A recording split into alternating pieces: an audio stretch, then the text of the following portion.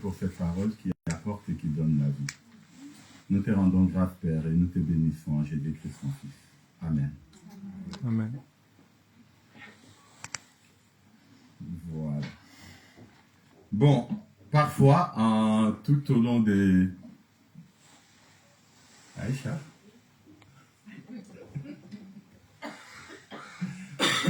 Merci.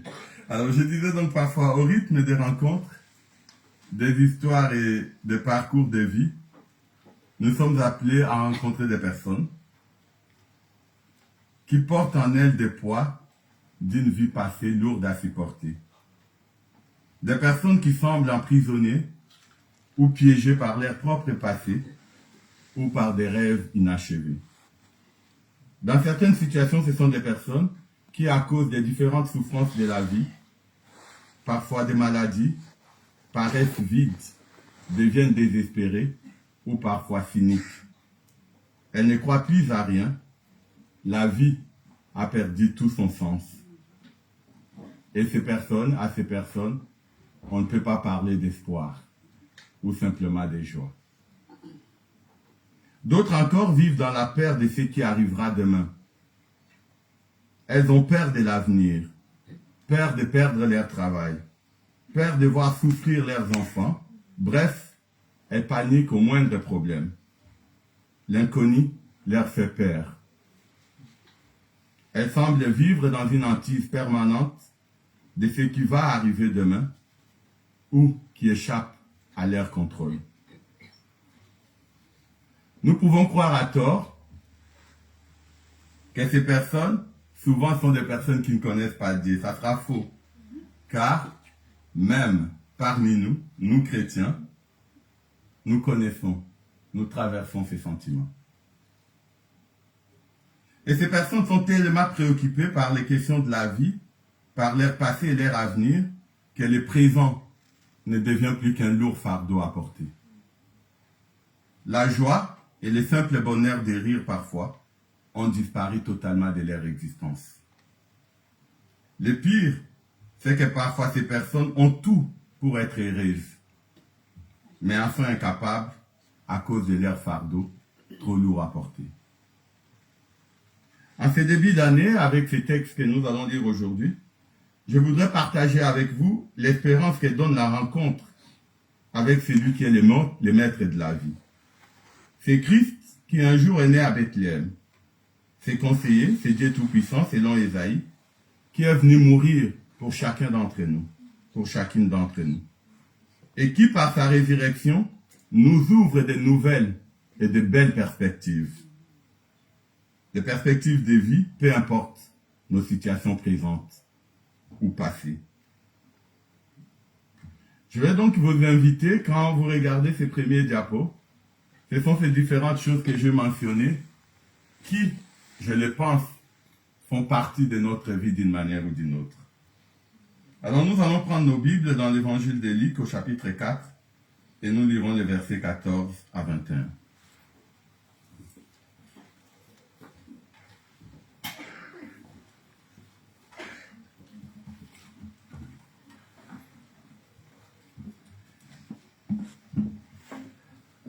Luc 14, versets 14 à 21.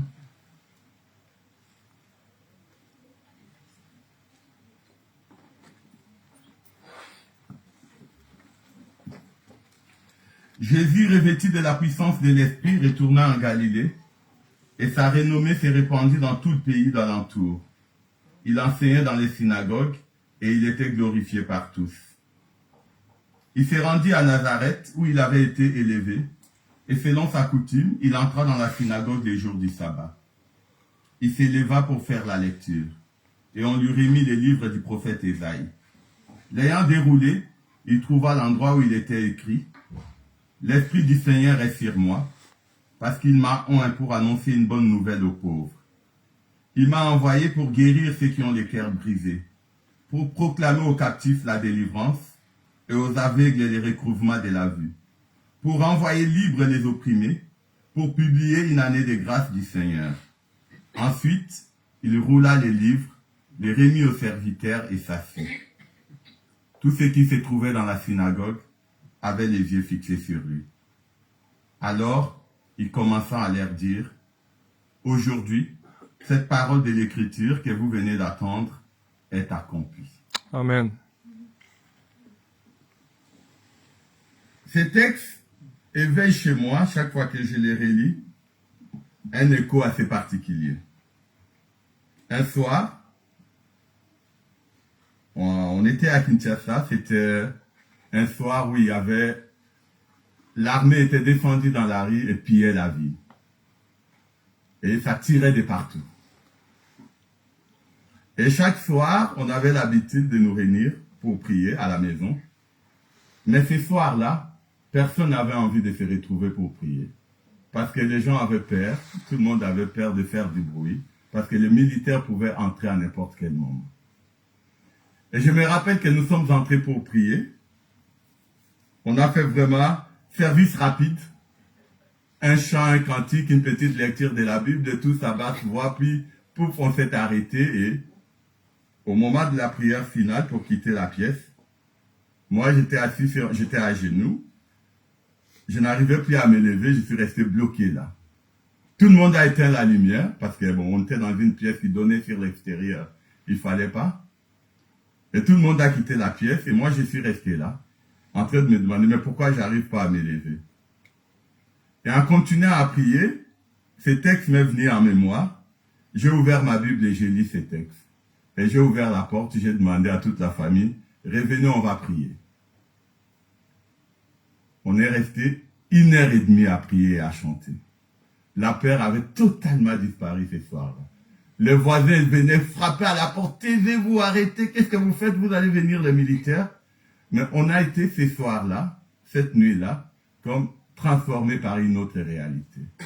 La liberté de prier et de louer Dieu était tellement fort. Et au milieu de cette nuit, une balle perdue a traversé les toits de la maison et est juste tombée à côté de mon oncle qui était assis au salon, sans toucher personne. Gloire à Dieu. Et aujourd'hui encore, quand je lis ces textes, je pense à la réalité de la parole de Dieu, capable de nous libérer de nos peurs, de nous délivrer de nos angoisses, si véritablement nous nous remettons à lui. Et si je raconte cette histoire, c'est juste pour montrer, un paragraphe suivant, que ce texte est une prophétie que les Juifs attendaient.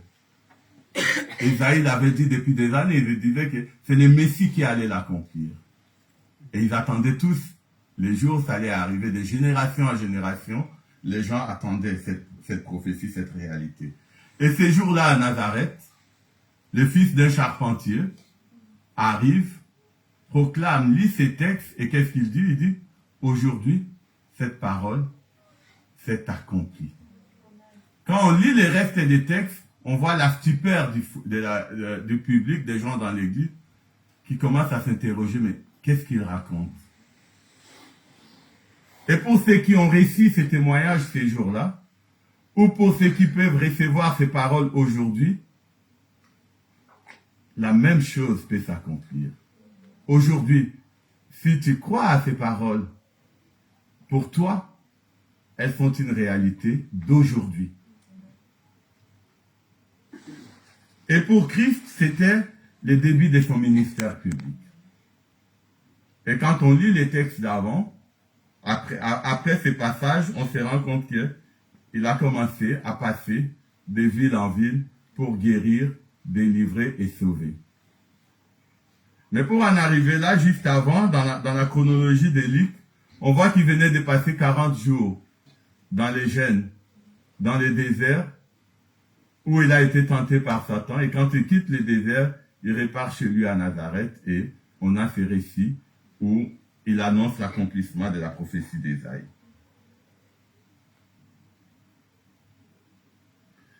Alors, quand on regarde cela, 2000 ans après, qu'est-ce que nous pouvons dire de ces textes? L'Esprit du Seigneur est sur moi. Aïcha, diapo suivant. Parce qu'il m'a oint pour annoncer une bonne nouvelle aux pauvres. Il m'a envoyé pour guérir ceux qui ont des cœurs brisés, pour proclamer aux captifs la délivrance et aux aveugles les recouvrements de la vue, pour envoyer libres les opprimés, pour publier une année de grâce du Seigneur. 6 missions, 6 objectifs pour Christ. Ce passage, comme je le disais, marque donc le début du ministère public de Jésus. Et ce texte d'Ésaïe 61 proclama une prophétie qui allait s'accomplir par sa personne, par sa venue sur la terre. Jésus révèle donc sa mission, apporter la libération et la délivrance aux personnes oppressées, captives et qui souffrent. 6 missions donc identifiées, 6 choses pour lesquelles Christ est venu, comme ces jours-là à Nazareth. Aujourd'hui, il vient à Liège, dans cette église, et il nous dit ces paroles, les mêmes paroles qu'il a prononcées il y a des 1000 ans.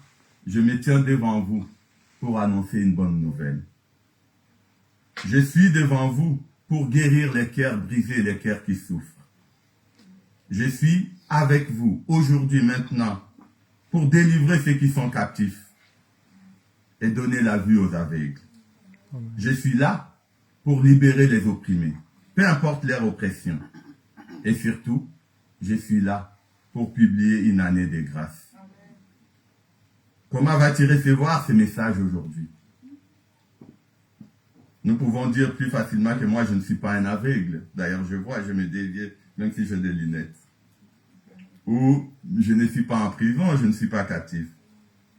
Mais en préparant ces textes, j'ai lu un prédicateur qui disait que la pauvreté que Jésus souligne peut être liée à l'argent ou à des besoins matériels, tels que la nourriture, les vêtements ou les logements. Dans ce monde en crise aujourd'hui, je pense qu'il y a des gens qui souffrent et qui sont vraiment pauvres matériellement. Mais ce prédicateur ajoutait aussi qu'elle peut être aussi une pauvreté d'amour. Combien d'entre nous, combien dans nos familles, dans notre entourage, ne manquent pas d'amour, ne manquent pas de partage, ne manquent pas d'affection? Elle peut aussi juste être une pauvreté d'espérance ou une vie vide d'essence. Et puis il ajoutait qu'un captif peut être effectivement un prisonnier, mais aussi un toxicomane, quelqu'un qui est captif des drogues, de l'alcool, des boissons. Captif par la maladie. Combien de gens autour de nous ne souffrent pas de maladies inguérissables ou des maladies dures à supporter? Combien d'entre nous ne portent pas des fardeaux, des personnes malades qui doivent porter jour après jour? Mais aussi, on est parfois captif par nos ressentiments, par nos sentiments, par notre colère, notre envie de réussir. La cécité n'est pas seulement physique, mais elle peut aussi être émotionnelle, spirituelle. Ils ont des yeux, mais ils ne voient pas. Nous dit Ésaïe, ils ont des oreilles, mais ils n'entendent pas. Et les proverbes populaires disent, il n'y a pas pire aveugle que celui qui refuse de voir, ou pire sourd que celui qui ne veut pas entendre. Combien d'entre nous passons à côté de la parole de Dieu, de sa délivrance, parce que nous ne voulons pas l'écouter? L'oppression. Enfin, l'oppression se produit de centaines de façons. De la violence physique ou émotionnelle, à la peur et au chagrin profond. Combien de gens ne voient pas leur vie détruite parce qu'ils continuent à vivre, à revivre des souffrances vécues par le passé, dans leur famille ou dans leur travail? Combien aujourd'hui ne sont pas en burn-out, en dépression, parce que chaque jour, jour après jour, ils sont en train de ressasser de mauvais souvenirs, des souffrances endurées longtemps. Quoi qu'il en soit, très souvent aujourd'hui, la vie, pour ne pas dire ma vie, notre vie, est un peu vide, sans Dieu, et notre monde sombre, parce que rien n'est plus sûr. Et même notre foi devient aléatoire, par la course à la réussite, par le désir de se protéger, de ne pas souffrir. Peu importe ton mal ou mon problème, Jésus se tient devant toi aujourd'hui et maintenant. Et si tu veux aujourd'hui son salut, sa délivrance ou sa libération, il est là pour te les donner. Parce qu'il est venu pour ça. Amen. Il est venu libérer les captifs. Amen. Il est venu proclamer la délivrance. Mais on peut continuer à parler des différents problèmes. Au début de son texte, d'abord, il faut reconnaître, je voudrais insister sur quelques points, 4 points en particulier.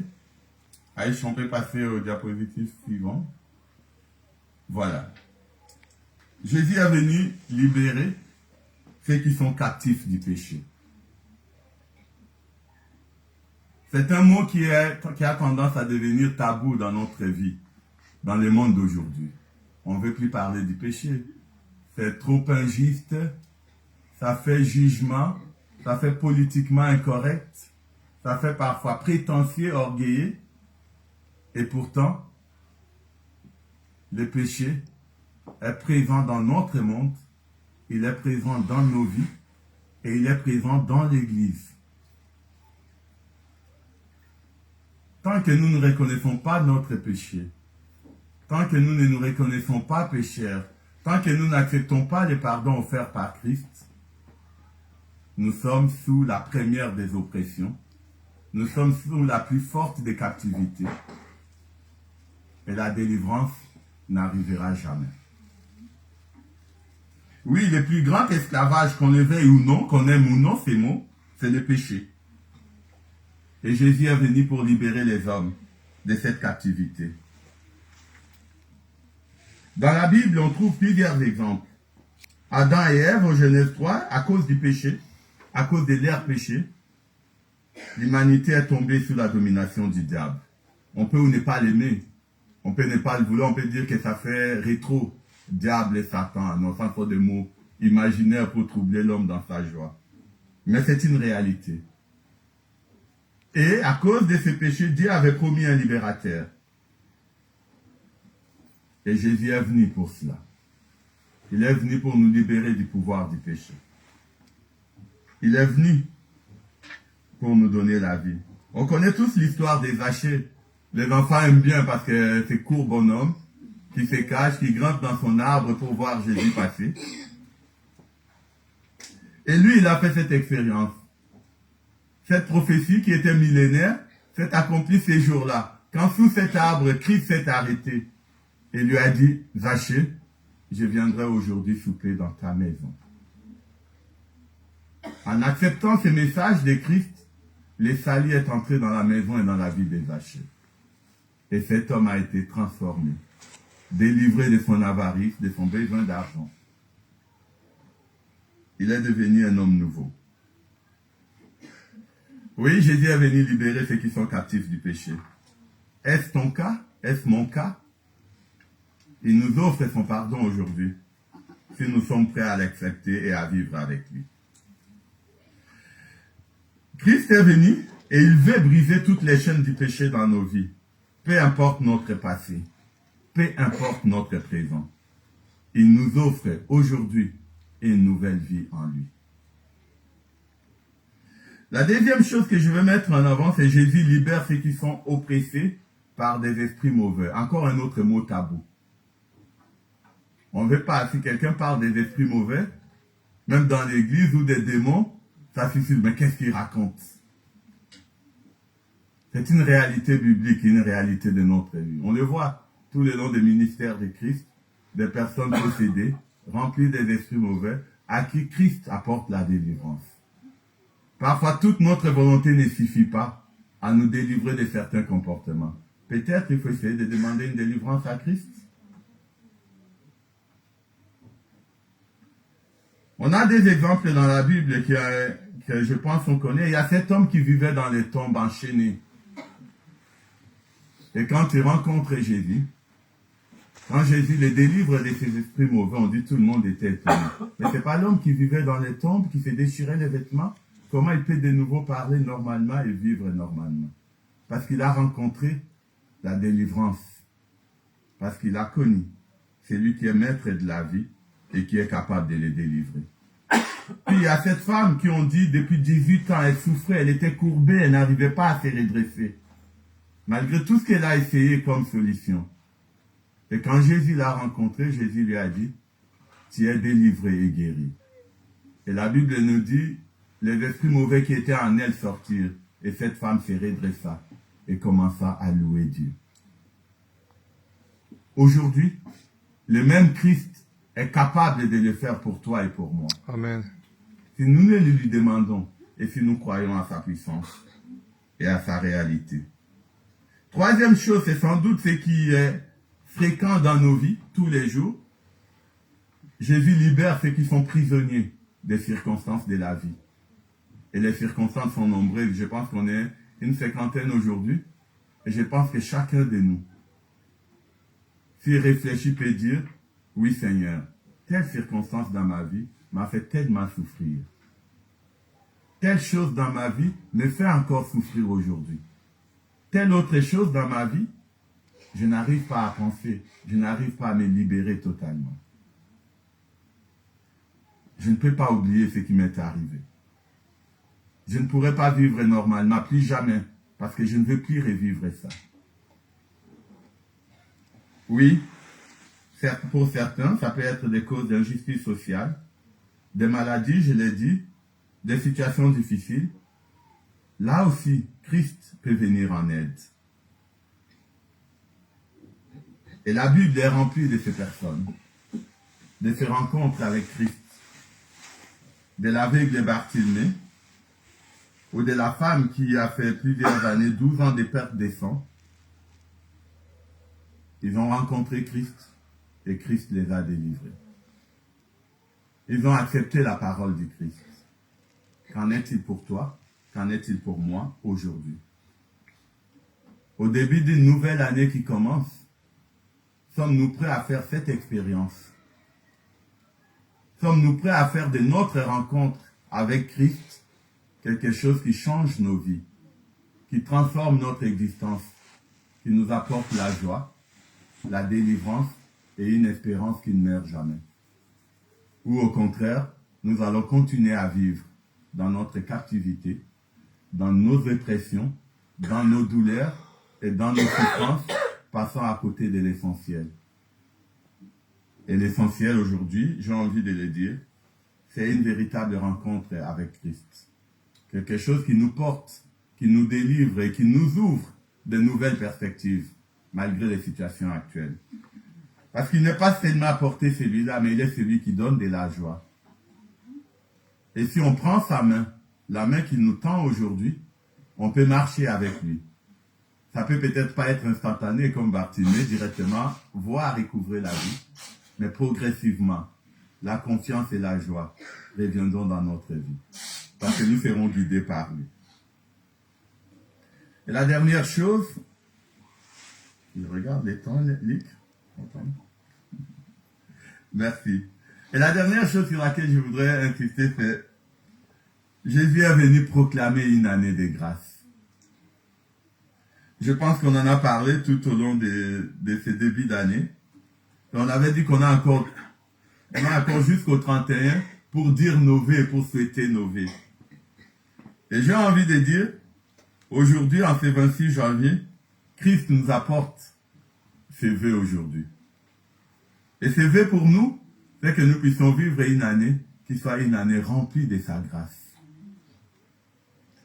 Et quand on revient dans l'histoire biblique, l'année des grâces fait référence à une autre année dans la vie et l'histoire des peuples juifs, l'année des jubilés.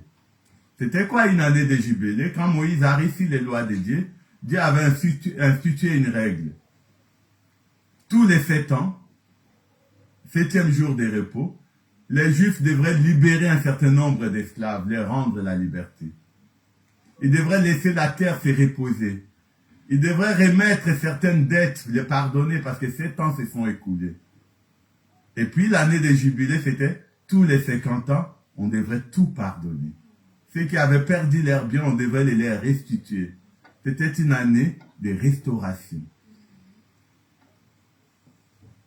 Et Christ veut ça pour chacun d'entre nous au début de cette année. Et plus que simplement pour une année, il le veut pour toute notre vie. C'est pour ça qu'il est venu. Pour nous restaurer dans une relation harmonieuse avec son Père, son Dieu. Est-ce que sommes-nous prêts à vivre cette restauration avec Christ? On a dans la Bible des restaurations. On a l'histoire du fils prodigue que tout le monde connaît aussi.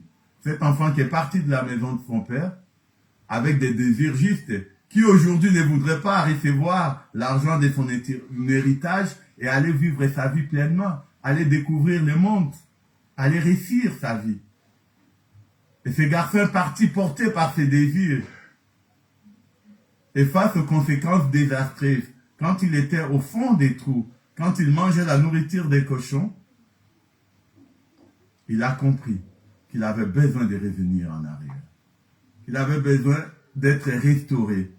Et sa démarche vers son père a conduit à sa restauration. Sommes-nous prêts à revenir vers notre Père céleste? C'est lui qui nous a donné la vie. Sommes-nous prêts à prendre le temps à lui dire, mon Dieu, contre toi et toi seul je péchais? Contre toi et toi seul je manquais de confiance? Loin de toi, je n'arrive pas à supporter mon présent, mais j'ai besoin de toi. Ma souffrance est très difficile, j'ai besoin de toi. Ou au contraire, nous allons continuer à nous morfondre dans notre situation et à oublier la main tendue de Christ pour notre vie, pour chacun d'entre nous.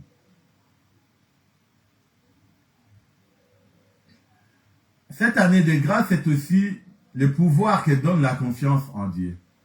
Paul et Silas, captifs en prison, ont oublié leur situation pour s'en remettre à leur Dieu. Et ils ont commencé à les louer et à les glorifier. Et le miracle s'est produit.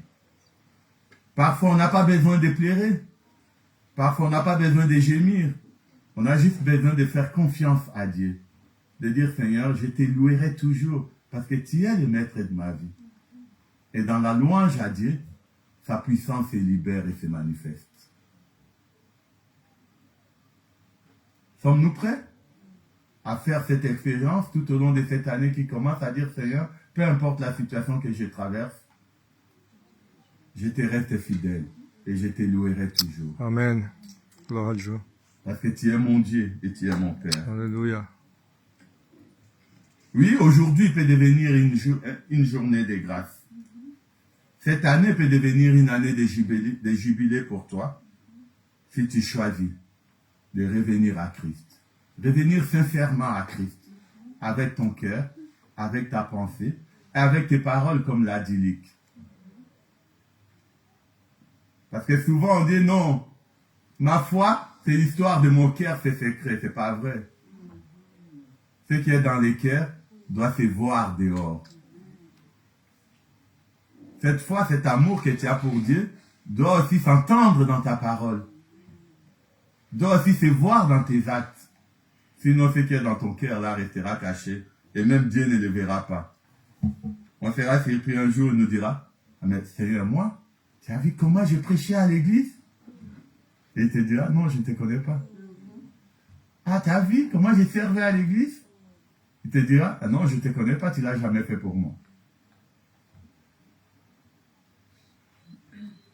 Pour terminer, Jésus est notre libérateur. Et ça, c'est peut-être, j'ai envie de dire, parfois c'est ironique, parce que nous les disons très souvent.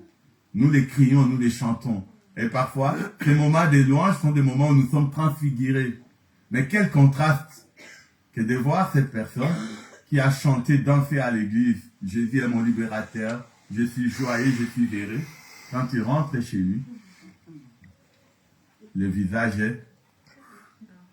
Les problèmes de la vie, c'est comme si les problèmes de la vie lui ont tombé dessus et que le chant à l'église, la louange avec les frères n'a été qu'une parenthèse. Au quotidien, il n'y a ni joie, ni bonheur, ni adoration pour Dieu. Trop souvent, nous manquons de vivre notre vie aujourd'hui parce que nous nous soucions de ce qui s'est passé hier ou de ce qui va arriver demain.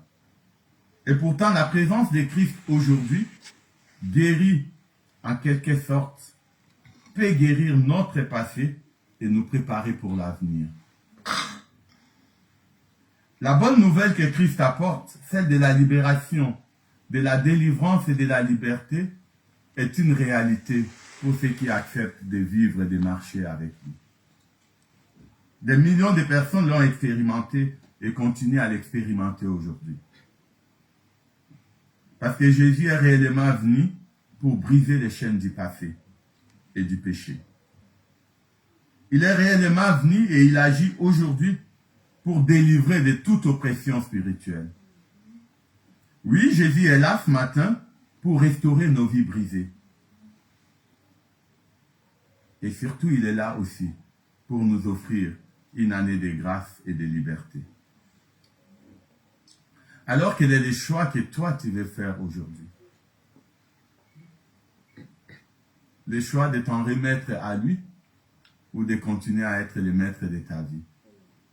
Le choix de lui faire confiance en dépit des souffrances, des difficultés que tu traverses, ou le choix de dire, je vais me battre par mes propres moyens, avec ce que le monde me donne pour tenir et résister. Cet appel de Dieu est pour toi, il est pour moi. Et je voudrais juste que nous puissions y penser, y réfléchir aujourd'hui, faire la scène en présence de notre Dieu et de se dire, Seigneur, je vais te faire confiance. Je voudrais recevoir ta grâce et ta liberté. Je veux de nouveau que la joie et l'espérance reviennent dans ma vie, malgré ce qui se passe. Je ne veux plus être captif de mes besoins, de mes désirs, parce que je veux faire de toi mon seul désir.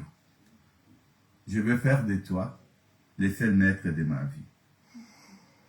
Que le Seigneur nous aide à cela et nous allons prier. Amen.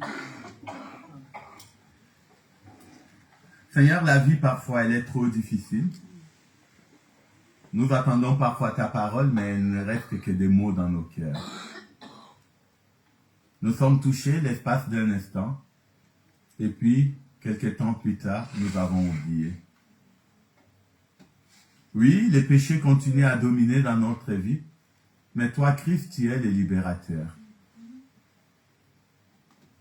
Nous sommes victimes des oppressions diverses, nous souffrons tellement, mais nous savons qu'à la croix, tu es mort et ressuscité pour nous apporter ta délivrance.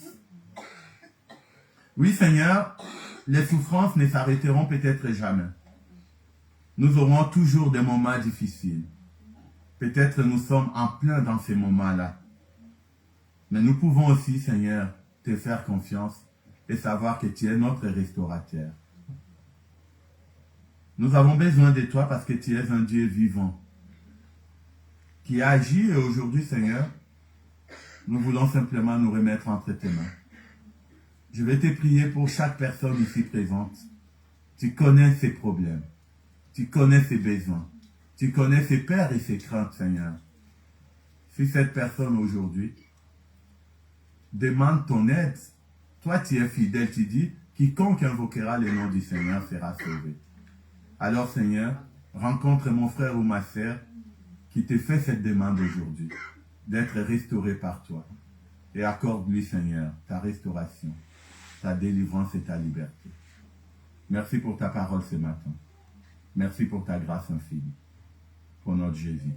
Amen. Amen.